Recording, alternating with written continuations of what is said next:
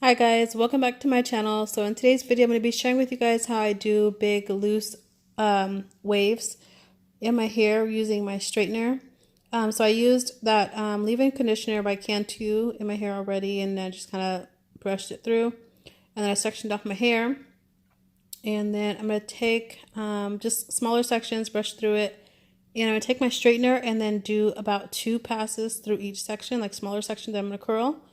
And as you can see, and then I wrap my hair around the outside of the straightener, and I just hold it there for just a few seconds.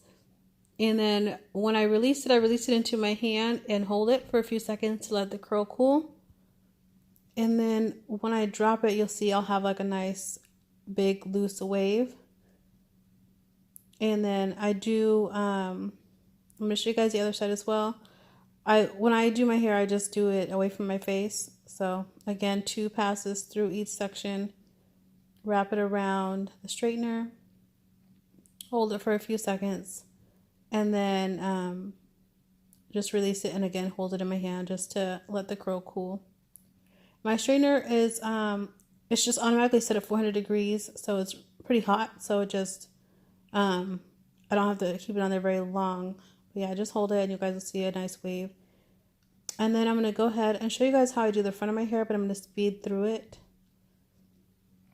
So I just section out again, take about 2 passes. Sometimes I do 3.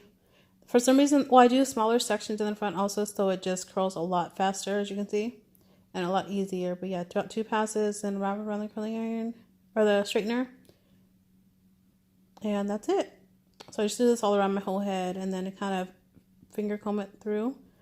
And that's how I get like really nice loose waves in my hair, and it lasts about 2 to 3 days. I hope you guys enjoy it, and thanks for watching.